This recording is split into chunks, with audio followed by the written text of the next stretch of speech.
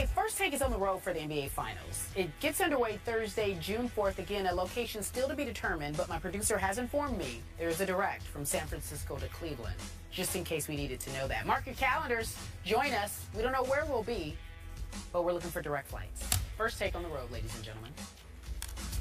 To be able just to make plays to help your team win is all that matters for me. And we have a guy like this that was shooting the ball extremely well, who broke the game open, but also the contributions from Delly off the bench once again, and then our two bigs, both of them having double-doubles, in their time. It was big time.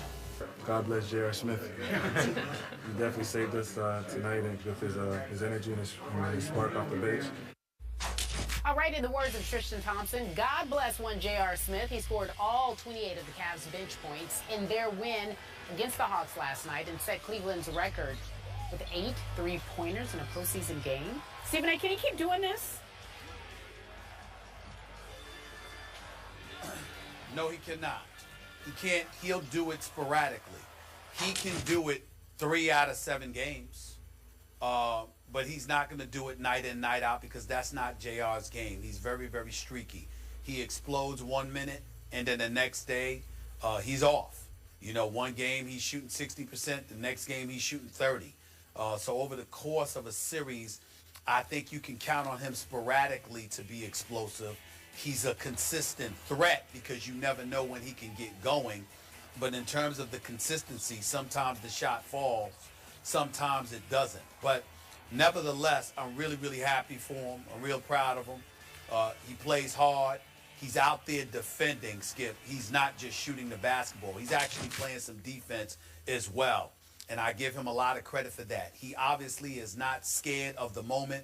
I remember years ago, this was the JR.Smith I was expecting in New York, because if you recall, they got him essentially to replace Landry Fields, and thank God for that, because Landry Fields was allergic to playing in the month of April. The minute April arrived, it wasn't April Fool's Day or anything like that, but it certainly wasn't Landry Fields' month. I can tell you that much, because he just never showed up in April. But JR.Smith was one of those guys that he was going to be a threat. Whereas Landry Fields wouldn't even shoot the ball, JR.Smith was letting you know unapologetically he wasn't shy about putting it up. He's on the court, the ball is going up, win, lose, or draw. And so because you see that from him, you see a game like last night, you're reminded as to why he's so important to the Cavaliers' success, particularly in the absence of a Kevin Love, because Kevin Love can give you that perimeter shooting. Without him out there, you were going to need somebody else to step up and do that for you, so they didn't get to just key on LeBron James in terms of the opposition. And when you think about what JR.Smith has been in New York, I got to admit to you, it's incredibly impressive, and it speaks to the greatness of a LeBron James, because he seems to be peeling out greatness from individuals on any given night. It's always somebody different that's stepping up to the plate.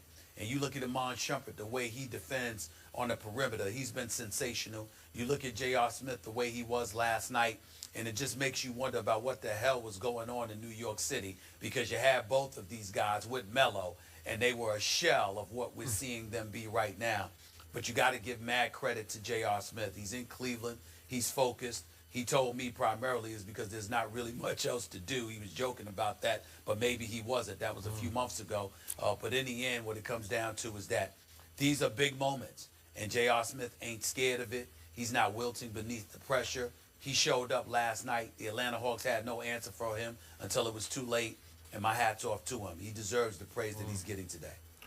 I am completely with you on this one. I'm proud of this guy for what he's done going from the Knicks to LeBron. And I agree, LeBron deserves a share of the credit for a JR.Smith who's become incredibly valuable to this Cleveland team without Kevin Love and with a severely limited Kyrie. And again, I don't know if people have noticed, but the 4 teams left in the playoffs are the 4 teams in the NBA that most depend on and most effectively utilize the three-point shot. These are three-point shooting teams. LeBron's not a great three-point shooter, but he's the igniter of the three-point attack. And last night, like you said, hey, no stage is too big. The biggest nights this guy has often come under the brightest lights, such as last night. I can make a case the Cavs will go as far as JR takes them. And that you can say that's a scary thought. But Stephen A., I'm going to hit you with a scarier one. When we see him shoot the ball like that, nobody can get hotter on this planet than this guy can get in stretches. And I look back at a JR.Smith who was Sixth Man of the Year, what was it, just a couple of years back? 2 years ago. And a Shumpert, we see what he can do, shooting the three and defending. Do you realize that Phil Jackson, in return for those two players, your man Phil, your Knicks, received only a second-round pick in 2019. So 4 years from today, you get a second-round pick, and that's all you have to show for JR.Smith and Shumpert. This wasn't a fire sale. You just gave them to the Cavaliers, and maybe, just maybe, who knows, you helped give LeBron another ring with these two players. If we're fair, first of all, I appreciate you bringing up Phil Jackson and the New York Knicks. Clearly, Skip Bayless, you have no love for me today. Oh. That's a good way of showing it. I was trying to. The last thing I thought needed to hear I was teeing you up, juncture, but it's okay. Oh. Yeah, whatever. I'm not gonna. I'm just not gonna lose it. I'm not gonna give Phil Jackson or the New York Knicks any more of my energy right now. They've already disgusted me enough this week. Okay, so we're gonna move on from them. But I will say this. You know, I am a Carmelo Anthony fan. I think he's one of the top 5 offensive players of this generation. And I love him as a person, but I got to tell you, he doesn't look too good in all of this either.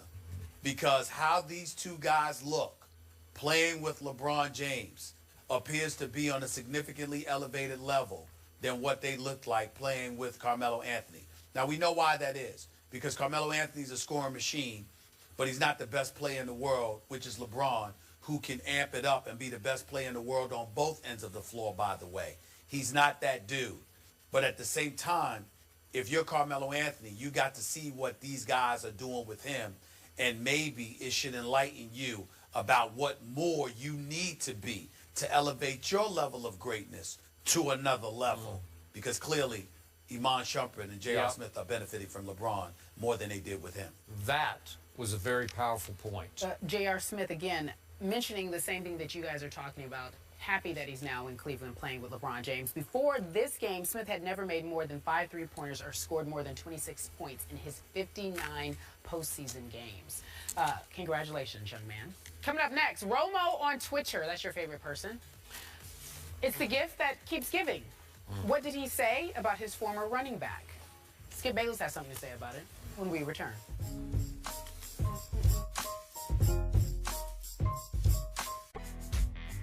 Welcome back to ESPN First Take, presented by Bass Pro Shops. Take a look at this. Tony Romo tweeting, "Where have you gone, Joe DiMaggio?" It's a picture of him, DeMarco, Jason Witten, having a good time. Maybe that's Orlando in the back a little bit. We can't really tell.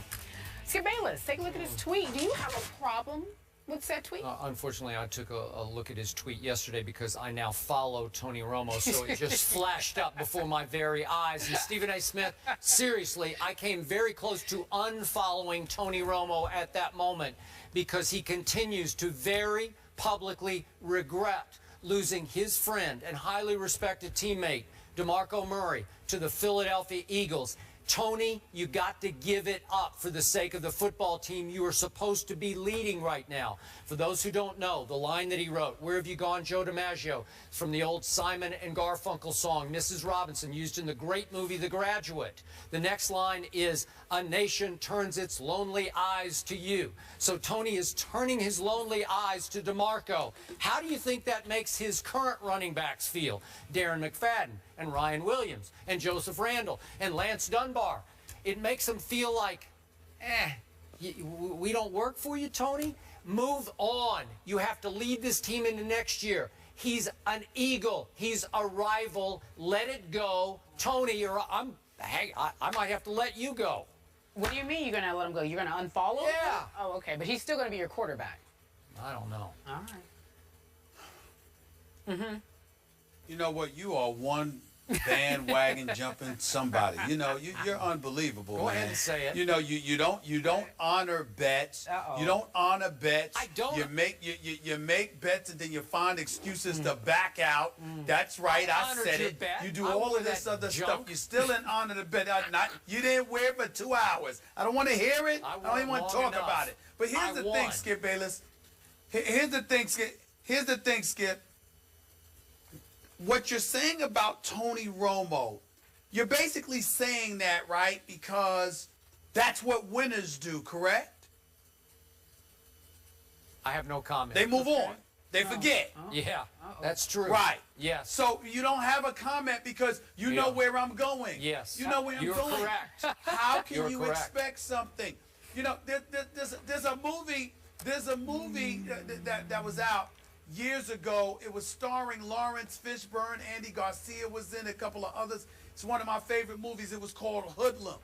And I know it well. Lawrence Fishburne was in the back seat. Yeah. And Garcia was talking to him about, you know, Dutch Schultz, the other mobster, and how you think a guy making that much money, he dress right, he'll do all of this. And Lawrence Fishburne leaned back and said, when you don't know, you don't know. And that's what we're talking about with Tony Romo. You're talking about things that are ingredients to winning. When you don't know, Okay. you don't know. Makes sense. Yeah. Tony Romo's never won. And that's what it comes down to, Skip. He's learning.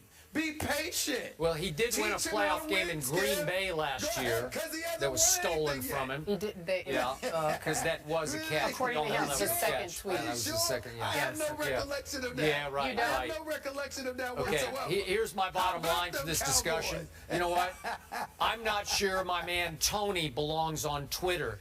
I think he's going to trip, stumble, and fall on Twitter. It's only his third tweet. I How know. can you go that far and say he doesn't don't belong know. on Twitter? That's a bad tweet. I got to tell you, that sends the wrong message Yet to you his followed current them. teammates. Yet you followed And you them. didn't So follow what does that Stephen say A. about you? Can you follow What does Stephen that A? say about you? It tells me I shouldn't follow anybody.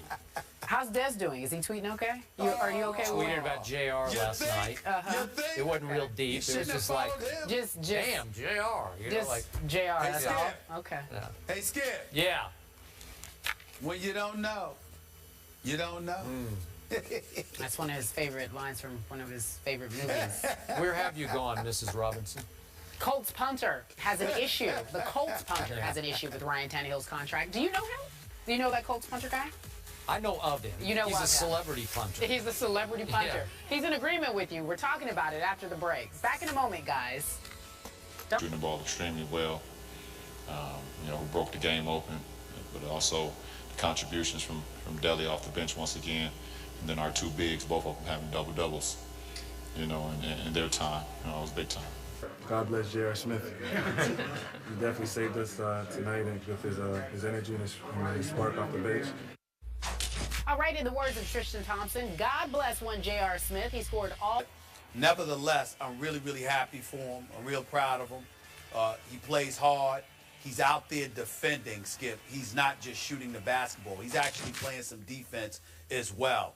And I give him a lot of credit for that. He obviously is not scared of the moment. I remember years ago, this was the JR.Smith I was expecting in New York because if you recall, they got him essentially to replace Landry.